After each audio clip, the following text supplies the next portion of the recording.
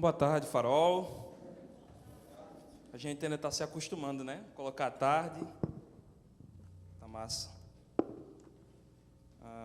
Para quem não me conhece, eu me chamo Ediel. Sou um dos... Peraí, gente. Sou um dos seminaristas aqui da igreja. E para mim é uma alegria ter vocês aqui. Para quem está vindo aqui a primeira vez, sejam bem-vindos. E eu queria começar esse bate-papo contando duas histórias que são muito interessantes. A primeira aconteceu há algumas semanas. A minha esposa estava em plantão. Ela faz plantão de madrugada, eu sozinho, o cara sozinho. Está na ausência da esposa, o que o cara vai fazer? Assistir Netflix. Fiquei até um pouquinho mais tarde. E de repente, meia-noite, bate lá na porta. Aí eu percebi que era um vizinho meu que tem problema com drogas. Aí eu disse assim, meu Deus, e agora? O que esse menino tem? Aí fiquei aqueles 3 minutos ali que você vai, atendo, não atendo? Eu disse, não, vou atender. E aí o cara chegou para mim e disse assim, irmão, acho que é um dos poucos caras que me chama de irmão. Aí ele disse, irmão, eu estou com um problema, eu quero me matar. Eu disse, meu Deus do céu, esse cara quer se matar. De madrugada, eu estou sozinho, eu e o cara com um facão. Aí eu disse, Jesus, e agora? Comecei a conversar com o cara estava bêbado e estava drogado mesmo, sujo. E eu, meu Deus do céu, e de repente a cachorra começava a latir, achando, claro, né, percebendo que tem alguma coisa estranha. Estava com medo dele logo dar uma facada na cachorra. E Renata ligava para mim, mandando mensagem, sentindo o celular vibrar e não querendo atender, até que depois de 1 hora mais ou menos, eu consegui convencer o cara de que o melhor para ele era tomar banho e dormir. Porque ele dizia que queria matar um parente que machucava a mãe dele e depois se matar, porque ele entendia que não servia de nada, ninguém mais acreditava nele e isso seria uma solução. E o interessante é que só consegui convencê-lo quando eu disse assim para ele, cara, vamos fazer o seguinte. Ele começou a falar de Bíblia, ele teve uma educação também cristã, parte da vida dele. Aí eu disse, vamos fazer o seguinte, cara, vamos bater um papinho, vamos marcar um dia na semana para a gente ler a Bíblia. E é engraçado que ele ficou animado e notoriamente ele não estava empolgado porque ele estudava a Bíblia, até porque nunca aconteceu essa reunião, mas ele estava empolgado porque alguém estava disposto a ouvi-lo. De certa forma, ele estava se sentindo sim excluído. Tinha alguém para fazer uma amizade com ele que não ia ser eivada de vícios. Tinha alguém para fazer uma amizade com ele que pudesse ouvi-lo sem interesse. Naquele momento ele disse, massa. Infelizmente ainda não aconteceu essa oportunidade.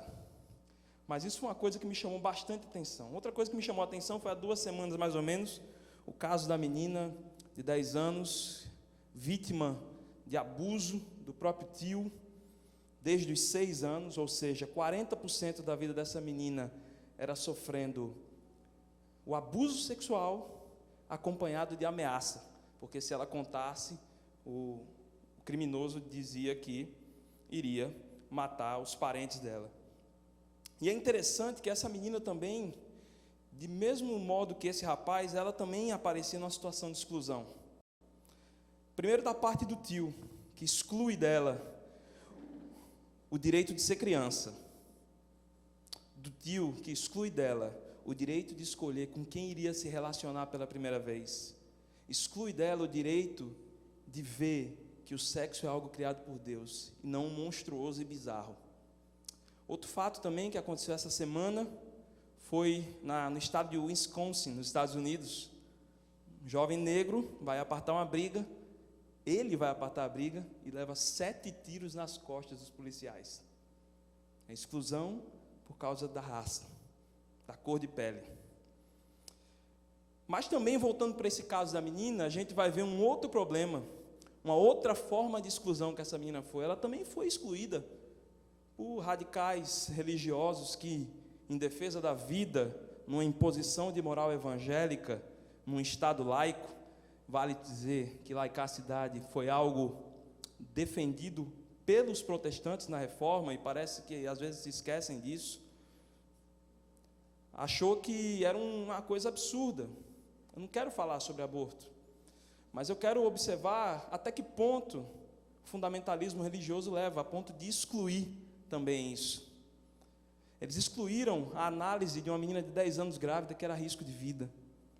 Eles excluíram o privilégio de ser luz como igreja, enfatizando mais o aborto, que é a consequência do crime, do que a violência e o combate à violência sexual, onde nem sequer não houve nenhuma manifestação desse grupo de defesa à vida na porta da delegacia, dizendo assim: policiais, justiça, estamos junto com vocês para vocês encontrarem esse rapaz.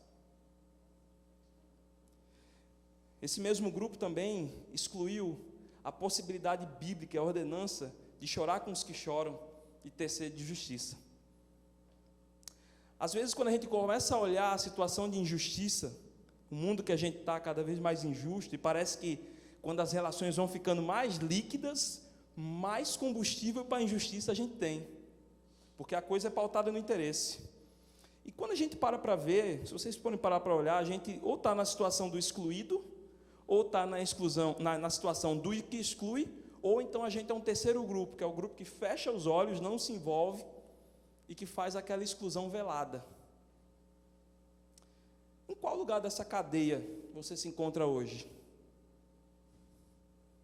A nossa sociedade tende a ser excludente. A gente tende a isso. O ser humano, ele não tem nada de bom a oferecer. O que a gente tem de bom a oferecer é a presença de Deus. E é interessante que quando a gente leva para esse período do Covid, onde cada um no momento mais crítico se privou, cada um ficou nas suas casas, os cultos passaram a acontecer de maneira virtual, né? A gente começou a se preocupar com os de casa, obviamente, começamos a olhar para nós mesmos, começamos a esquecer em algum momento que existem pessoas que sofrem de algum tipo de marginalização também, mesmo antes do período dessa história que a gente está vivendo. Também o Covid trouxe também duas formas de exclusão. As pessoas que já eram isoladas e excluídas, pisei aqui, elas ficaram mais isoladas.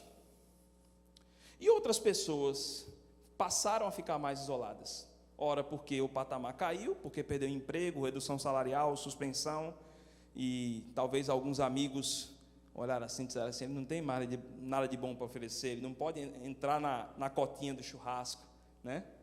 Ou não tem mais assunto. Esse cara, ele reduziu o patamar, porque também é relação baseada no interesse.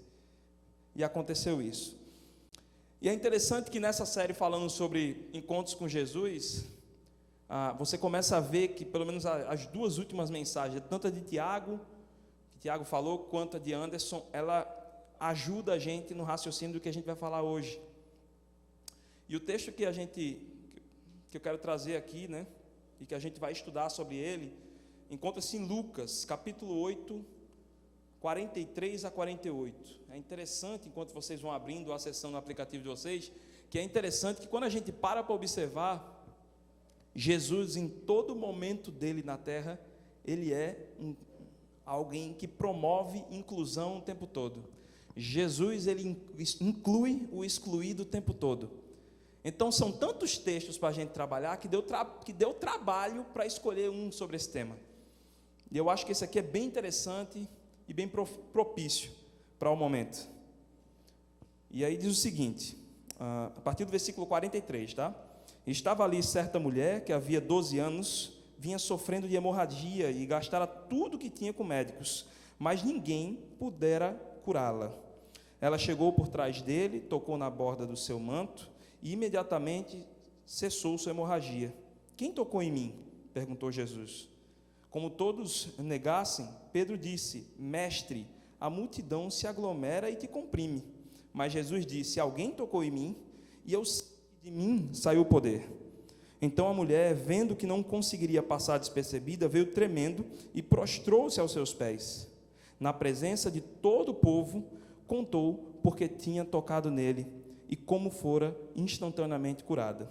Então ele lhe disse: Filha, a sua fé te curou. Vá em paz. Deus, muito obrigado, Pai, por esse dia, muito obrigado pelo privilégio de falar um pouquinho de Ti, muito obrigado pelos amigos que estão aqui, pela companhia e pela oportunidade que a gente tem de se aprofundar em Ti. Queremos ser abastecidos da Tua palavra, para que a gente possa abençoar a vida de outras pessoas durante essa semana, Pai. É isso que te pedimos, em nome de Jesus, amém. Bem, pessoal, eu acho que a primeira pergunta que a gente tem a fazer é por que essa mulher teve de se esconder? Se a gente for parar para ver ali a lei judaica naquela época, a mulher, quando estava no ciclo menstrual, ela era considerada imunda. Tudo que ela tocava, imundo. Opa, estão escutando? Deu uma falhadinha. E ela sofria inúmeras privações religiosas e sociais. Se você for ver em Levítico 15, ali, versículo 19, versículo 20, você vai ver que existiam algumas regras, e ela estava em obediência a essas regras. A mulher que estava no período menstrual, ela era comparada ao leproso, ela tinha que ficar isolada, ela era impedida de ter relações sexuais, tudo que ela tocava era considerado impuro, tudo que ela sentava era considerado impuro, e passado o último dia do período menstrual, ela tinha que ficar ainda mais 7 dias, esperando ver se não acontecia mais nada, para depois, contar esses 7 dias, caso fosse levado, era levado ao sacerdote do tabernáculo, o sacerdote pegava 2 pombos, um para representar o pecado, outro para representar o holocausto, sacrificava, e aí sim, a mulher voltava a ter a vida normal, e social, e religiosa. É bem cansativo isso, né? Bem burocrático, né? Geralmente o quê? Vamos dizer que ela fica imunda para o seu bairro, para a sua cidade, durante 10 dias. Veja que coisa assim desagradável. 30 dias tem um mês, 1/3 do dia a mulher é considerada imunda. Vale lembrar também que a sociedade judaica na época, a mulher tinha uma posição de inferioridade. Ela nem sequer era incentivada a estudar, ela nem sequer era incentivada a trabalhar. E até em algumas contagens do censo do povo hebreu, a mulher não era contada, só era contado os jovens dos 18 até 60 anos, criança, idoso e mulher não eram contados. Ou seja, só servia naquela situação para a questão da procriação. E aí, tem um outro problema na procriação. A gente não sabe o nome dessa mulher, a gente não sabe a idade dessa mulher. Ela sofria de um mal que parecia incurável. Tanto que o texto diz que ela gastou todas as economias, ou seja, já estava começando a apertar. E parece que esse gasto das economias foi em vão. E aí o problema que era social e religioso passa a ser também econômico. E veja só a situação, uma coisa puxando a outra. E a gente, quando para observar, e observem que a gente não está falando de 10 dias, 10 dias já parece muito, a gente está falando de 12 anos. Imagine essa senhora passando 12 anos de maneira ininterrupta, com um fluxo. Esse fluxo faz com que ela fique isolada, sem contato, excluída, de toda forma, já é social, já é religioso, agora é econômico, provavelmente. Se a gente for parar para ver 12 anos, o texto não fala a idade dela, mas vamos imaginar aqui, por exemplo, que ela teria parado, teria tido esse problema desde a adolescência. Se ela teve desde a adolescência, talvez ela não tenha nem conseguido casar. Até porque, na sociedade da época, qual era o homem que ia casar com uma mulher que era impura o tempo todo? Não podia fazer nada. Talvez essa mulher não tinha filhos. E, para quem não sabe, na sociedade judaica, a mulher que não tem filhos é considerada amaldiçoada. Mais uma forma de exclusão. Mais uma forma de exclusão. Imagina o sofrimento que essa mulher devia estar passando. Talvez até pessoas passavam por ela e nem falavam, porque ela era impura. Pessoas, às vezes, guiadas pelo legalismo religioso, fazem assim: eu não quero papo com essa impura. Vai ver o problema que ela tem? É algum pecado que ela teve. Era exclusão religiosa, social, econômica, uma atrás da outra.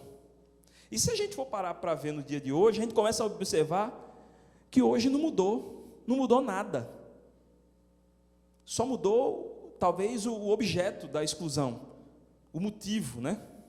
E parece que no mundo que a gente está, cada vez mais polarizado, e olha, eu vou dizer para vocês, polarização é um convite à exclusão.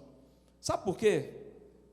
Porque quando a gente está no mundo polarizado e começa a querer escolher o branco ou o preto, não tem cinza, a gente começa a não olhar para o cara que está do outro lado porque ele pensa diferente de mim. E aí eu não vou querer papo, porque ele pensa diferente de mim, ele pensa politicamente diferente de mim, ele pensa que o Estado deveria agir de uma forma diferente que a minha, e aí eu começo a não enxergar as vulnerabilidades econômicas, sociais, educacionais de outras pessoas. Eu começo também a dizer assim, não vou me meter lá no V8, porque eu vou estar sendo assistencialista demais, e isso não condiz com o meu ideal político. Ou senão eu não vou agir assim na igreja, porque eu não concordo com isso. A polarização e a exclusão e as relações líquidas tendem também a ter uma forte tendência em dar soluções rápidas. Como? Ele é pobre porque não estudou. Ele está se vitimizando. Quase que não sai. Ou se não, ela tem complexo por ser acima do peso. Ou se não, ele enxerga o mundo assim porque ele é da ideologia A ou B e gosta de tal político. Logo eu vou evitar papo, porque se eu conversar eu vou brigar com ele, então é melhor não me relacionar. Aí você não manda nem um WhatsApp para o cara durante o período do Covid, porque o cara pensa ideologicamente diferente de tu. Aí de repente tu está olhando assim, mas esse cara é cloroquina ou tubaína, né? Ou ele é coxinha ou ele é mortadela, e você não se relaciona com o cara, com a sua amiga, com seu parente. Quantas famílias brigaram a ponto de ter um parente seu doente e a pessoa não procurar, porque brigaram em 2018? Quantos relacionamentos foram destruídos? Quantas pessoas estão excluídas da relação familiar por causa disso, ou da relação dos colegas do colégio, da faculdade, de trabalho? Quem nunca se viu pensando assim, de maneira excludente? Quem nunca fez, pelo menos uma vez na vida, esse tipo de pergunta? Quem nunca? Às vezes, a gente se encontra na mesma situação da mulher, de exclusão. Às vezes, algum de nós aqui pode estar se sentindo excluído, sim, por algo. E qual tem sido a condição para você se sentir excluído? O que tem feito você se sentir excluído? E é engraçado que a gente tem duas manifestações bem engraçadas, né? bem interessantes. Engraçado não é não, mas é interessante. A primeira é que quando a gente está numa situação que a gente não está sofrendo exclusão, numa situação confortável, a gente tem a mania de julgar o outro, baseado no nosso critério, que é injusto, sem amor ao próximo e influenciado pelos nossos ídolos pessoais. Vou pegar de novo o exemplo da ideologia. Às vezes a gente adora tanto a ideologia, acha ela tanto ideal de vida, que a gente começa a julgar o outro pela forma que a gente pensa ideologicamente. Vamos levar para a nossa questão de fé. Às vezes a gente está tão arraigado e adorando tanto a instituição, mais do que o Deus da instituição. Em vez de adorar o Deus, a gente adora mais a instituição ou o líder, que a gente corre o risco de começar a julgar o outro, porque perante a instituição você vai ficar bem.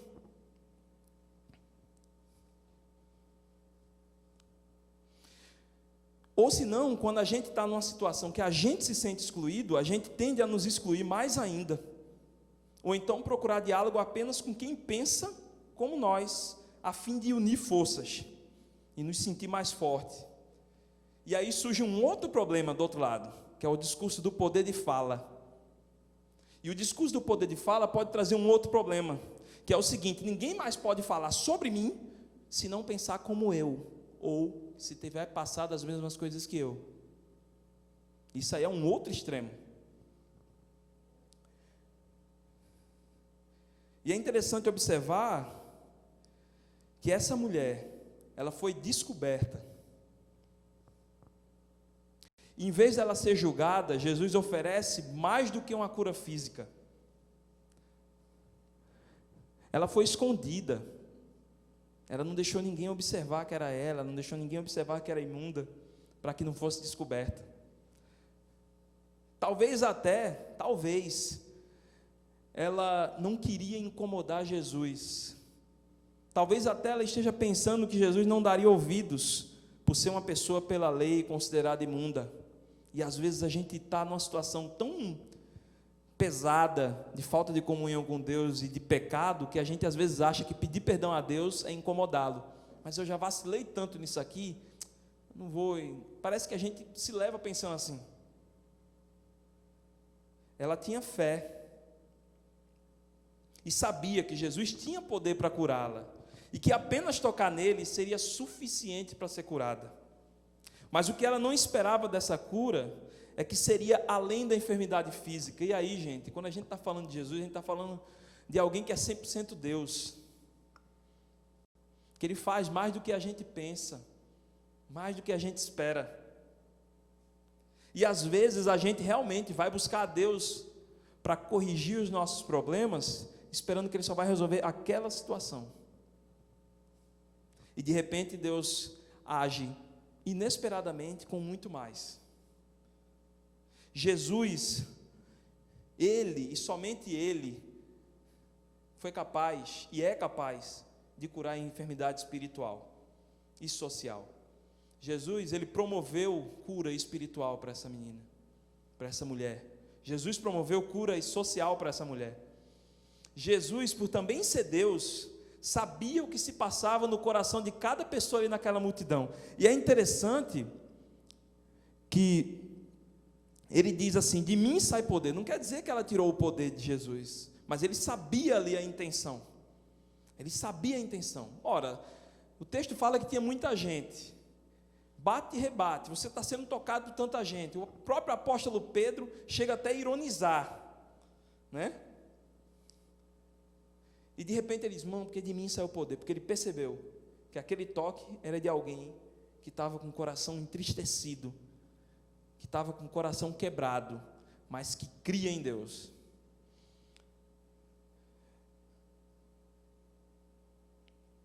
No versículo 45, Pedro ironiza Jesus, isso é verdade. É importante a gente lembrar que Jesus está acima de qualquer julgamento moral estabelecido. Jesus, ele recebeu essa mulher e Ele nos recebe com graça e amor. É como diz na primeira música que a gente cantou, né? Redenção, Ele nos redime, Ele traz para perto. Antes excluídos e distantes de Deus, pelo pecado, e todos nós somos assim.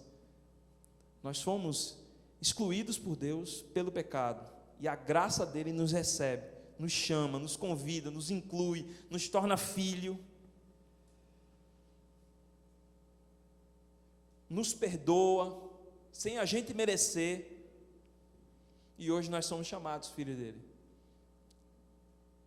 E é interessante que a gente às vezes pode cair na falha do seguinte, de achar que Jesus, ou Deus, né, só passou a ser um Deus inclusivo a partir da pessoa de Jesus na terra, o que é mentira, porque a gente começa a observar que Deus inclui o excluído desde sempre.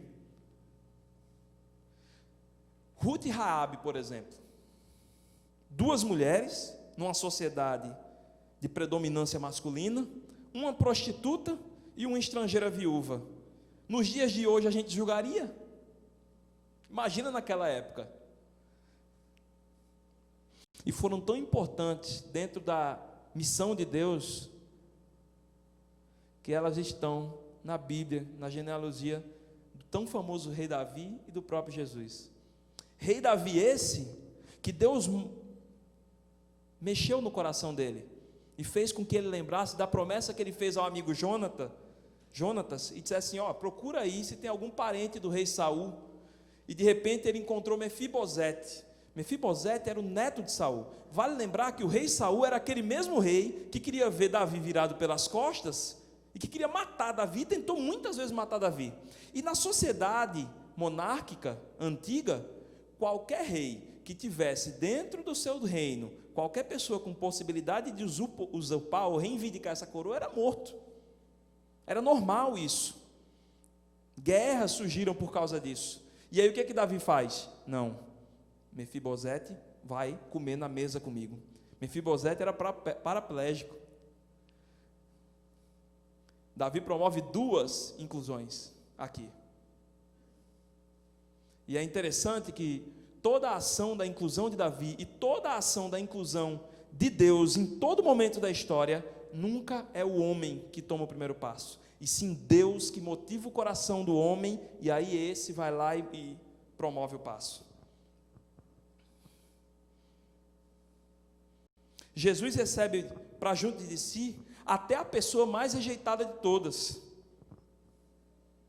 A mulher, ela encontrava-se afastada por ser impura, mas para Jesus não importa a impureza que a gente tem. Ele nos trata, ele tratou aquela mulher como qualquer pessoa, Para ele não viu essa mulher pela impureza ou pelo que a lei diz. Ele enxergou a mulher como filho, como filha. E somente Jesus, ele é capaz de promover cura física.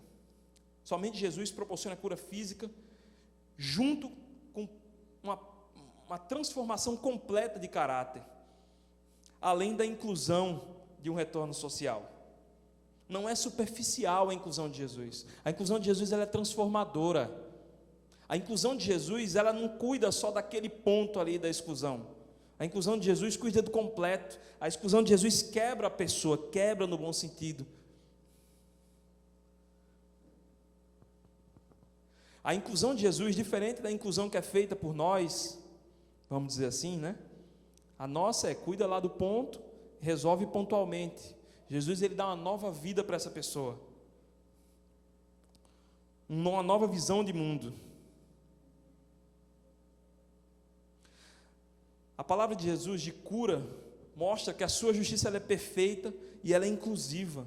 A inclusão de Jesus vem acompanhada pela transformação de vidas, transformação de caráter, transformação de visão de mundo. Uma coisa que é interessante, se a gente for trazer para os dias de hoje, que a gente vê tantos programas de inclusão, e que bom que existem isso, existem pessoas que pensam nisso, não estou querendo desmerecer de jeito nenhum, é que somente Jesus é capaz de encurtar esse processo da inclusão. Jesus não apenas sara as nossas doenças pontuais, nos inclui para junto dele, para o centro da sua vontade.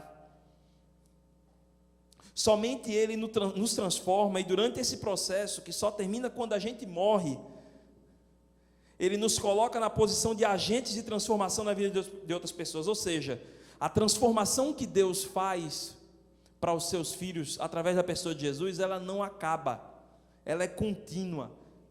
E ela é contínua e ela ainda nos motiva para sermos agentes de transformação dele na vida de outras pessoas, assim como o rei Davi foi,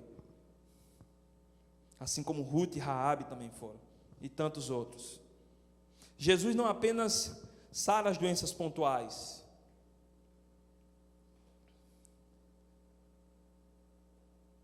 essa inclusão independe de quem você é, independe das nossas forças. Ou seja, não adianta ser bonzinho para garantir essa inclusão. É amor e graça derramado de maneira abundante, imerecida, inimaginável por nós. Muitos tendem a julgar o excluído, sério, com várias justificativas rasas, até usando erroneamente o nome de Deus para seus diálogos excludentes, preconceituosos, eivados de ídolos pessoais. Mas a inclusão transformadora de Jesus faz com que nos incomodemos a fim de agradá-lo, de agradar a Ele. Onde a inclusão de Jesus faz com que a inclusão transformadora de Jesus faz com que a gente odeie o pecado e que a gente busque ser cada vez mais parecido com Ele. Faz com que a gente tenha o peito aberto para dizer: Senhor, muda, porque isso não está agradando. Abandonando coisas que não agradam, lutando contra a nossa própria vontade. E o reflexo dessa transformação e a inspiração da nossa transformação tem como exemplo o próprio Cristo, que não faz acepção de pessoas, mesmo se essas não creiam na sua mensagem, cuidando para que pessoas em situação de exclusão, seja qual for o tipo, voltem a ter dignidade. Jesus, e somente Ele, é capaz também de desconstruir todas as pressões sociais impostas, até mesmo o fundamentalismo religioso em nome dEle, que mais exclui do que inclui. Somente Jesus, através da Bíblia, é que a gente tem como regra de fé e prática um Deus e a materialização de Deus ali naquele momento, para a gente chegar e entender assim: Deus, estou aqui, meus ouvidos estão abertos, meus olhos estão abertos para te escutar e para saber o que é que o Senhor quer para a minha vida, nem que isso seja para ir de contra a minha vontade. E diferente do homem que precisa de burocracias e só consegue influenciar o ponto visível da exclusão, Jesus encurta esse processo da inclusão com um apenas vem como estás, e o transforma por completo, continuamente. Quantas vezes, quando a gente tem um projeto para fazer, a gente precisa de burocracia na prefeitura, precisa de voluntários para transformar a vida de poucas pessoas, mas Jesus transformou a vida do mundo com apenas vem como estás. Não escolho quem é que vai vir.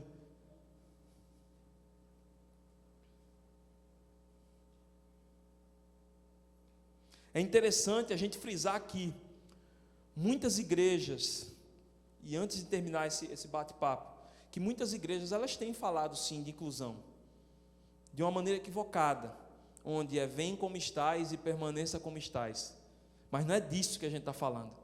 A gente está falando de inclusão transformadora, de inclusão em que você enfrenta você mesmo, é a vontade de Deus contra a sua o tempo todo e todo dia. Assim como Ele fez com aquela mulher, Ele faz hoje mais do que a gente pede, mais do que a gente pensa. E não quero vir aqui dizer para vocês com um discurso triunfalista de que você nunca vai ser derrotado e vitorioso, e parece que é uma deturpação do que diz de vitória hoje. Mas assim, é um amor e graça, dizer assim: eu estou contigo. Pode o mundo cair ao teu redor, pode a tua família te abandonar, te excluir, mas eu estou com você. Pode todo o seu bairro, pode toda a tua região te excluir, mas eu estou com você. E para o que não se encontra em posição de exclusão, é o seguinte: eu te amo. Reflete o meu amor na vida daquelas pessoas, incluindo aquelas pessoas para perto de você, reduzindo desigualdades, reduzindo barreiras ideológicas, botando mais cinza no que é preto e no que é branco, porque ser cinza não é ser isentão. E hoje a gente tem o privilégio, e esse privilégio é um privilégio que também é necessidade para a gente, de ser instrumentos de transformação inclusiva na vida das pessoas, para que a gente lembre de duas coisas: que o nosso viver não seja apenas discurso, e que a transformação inclusiva que somente Jesus Cristo fez por nós.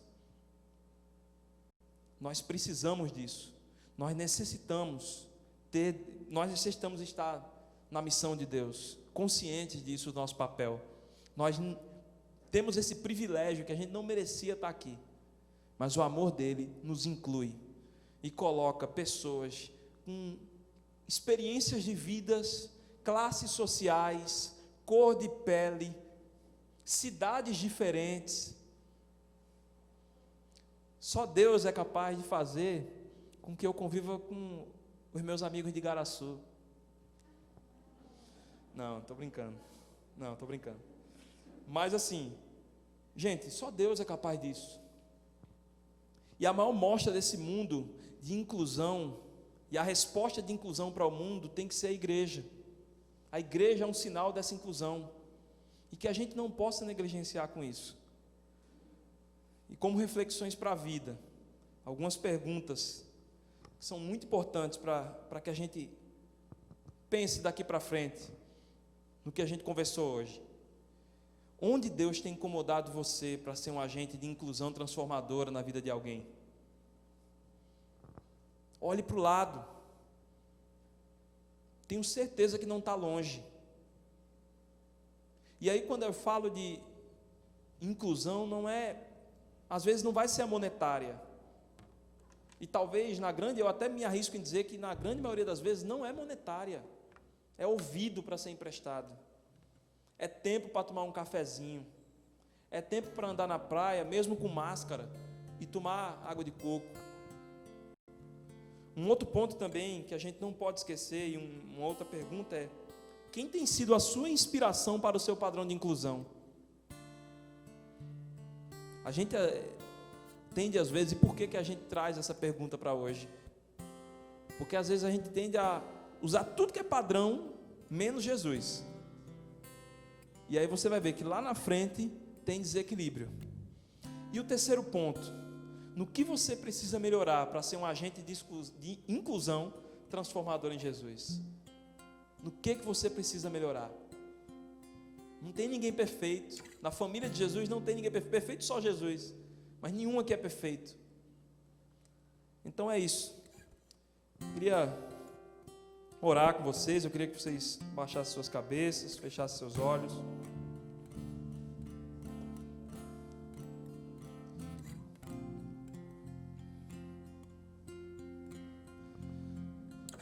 Senhor Jesus, muito obrigado, Pai. Obrigado, Senhor, porque o Senhor nos ama. E mesmo a gente sem merecer, o Senhor derrama graça de um jeito extraordinário. E eu sei que o Senhor está derramando graça aqui hoje, Pai. Senhor, cuida de cada detalhe da nossa vida, Senhor. Incomoda o nosso coração para que a gente possa ser pessoas que sejam agentes de inclusão transformadora, abençoando a vida de outras pessoas. Que a nossa vida seja um reflexo do Teu amor para a vida de outras pessoas. Dá em nós, Senhor, um coração mais resiliente, um coração mais amoroso, um coração que respeita o que não pensa igual a nós. Faz de nós, Pai, luz para a cidade. É isso que te pedimos, em nome de Jesus, amém.